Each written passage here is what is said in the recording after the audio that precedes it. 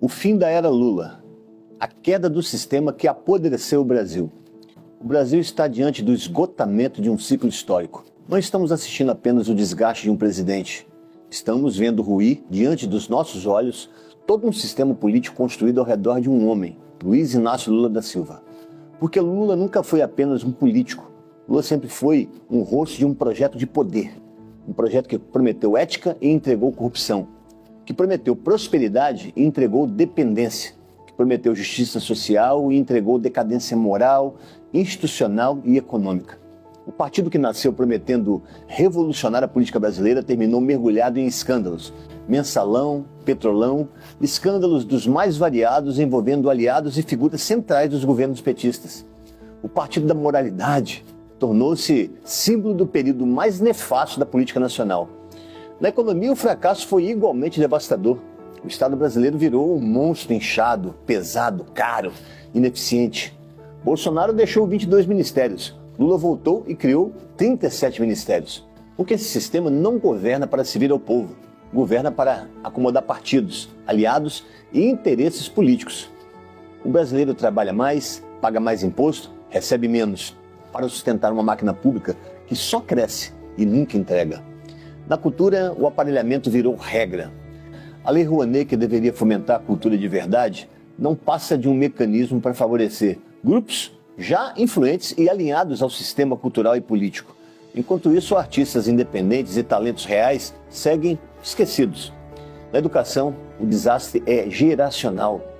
Depois de décadas de poder, o PT não entregou excelência, não transformou o Brasil em potência científica, não formou uma geração de pesquisadores, engenheiros, cientistas ou intelectuais competitivos globalmente.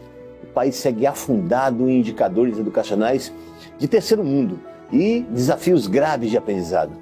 Na área social, venderam a narrativa de combate à pobreza, mas o que fizeram foi administrar a pobreza. Programas sociais são usados para o controle político de milhões de famílias, enquanto a emancipação econômica e a autonomia dessa massa humana nunca passou de ser uma ironia covarde produzida pelo PT. E o resultado está nas ruas. O Brasil hoje convive com um aumento contínuo da população em situação de rua, com mais de 236 mil pessoas registradas oficialmente, número que pode ser ainda muito maior. Famílias destruídas, seres humanos vivendo sem nenhuma dignidade, homens e mulheres abandonados nas calçadas, dependentes químicos, pessoas emocionalmente destruídas, vivendo como fantasmas em pleno centro das grandes cidades. Isso gera mais que tristeza, gera caos social, gera insegurança, gera tensão permanente, gera um ambiente de medo, de enfrentamento, de colapso urbano. O cidadão comum já não consegue exercer plenamente seu direito de ir e vir, já não consegue usufruir dos espaços públicos com tranquilidade, já não consegue viver em paz em muitas cidades brasileiras. Esse é o progresso social vendido pela esquerda? Esse é o modelo humanitário prometido pelo PT? Na segurança pública, o país segue marcado por violência persistente, criminalidade organizada, sensação de insegurança em todas as regiões. 50 mil assassinatos por ano, enquanto Lula amplia suas relações com estados narcoterroristas. Na infraestrutura básica, o vexame é ainda mais revoltante. Décadas de poder e o Brasil ainda convive com dezenas de milhões de pessoas sem acesso adequado a saneamento e coleta de esgoto.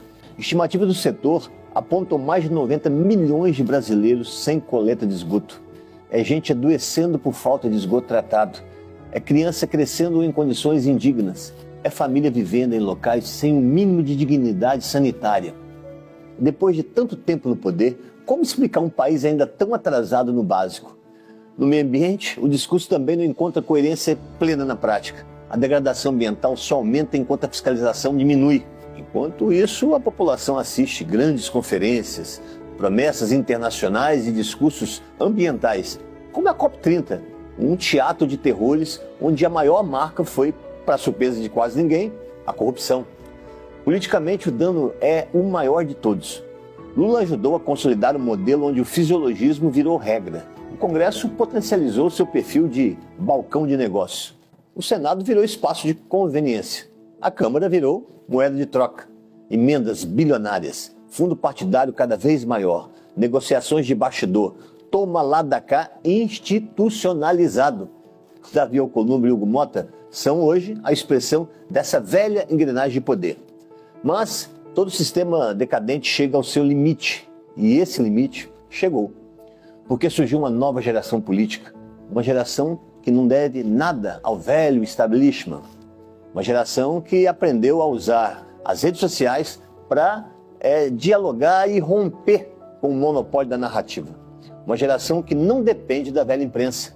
E dessa nova geração emergem nomes como Nicolas Ferreira, símbolo de uma juventude conservadora que perdeu o medo de enfrentar o sistema. Uma juventude que exige verdade, liberdade e justiça como armas contra a disfarçatez e os abusos do STF, uma instituição que perdeu completamente sua real função e hoje atua como tribunal de perseguição política e alicerce do lulopetismo.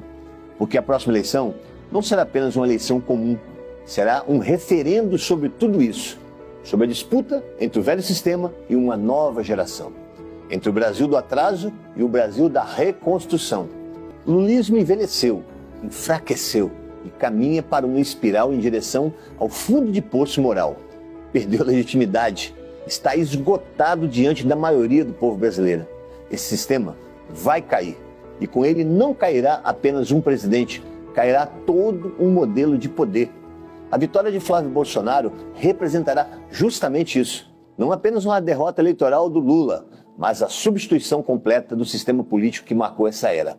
O fim da era Lula será o fim de um ciclo, o enterro de um modelo e o nascimento, se Deus quiser, de uma nova etapa na história do Brasil.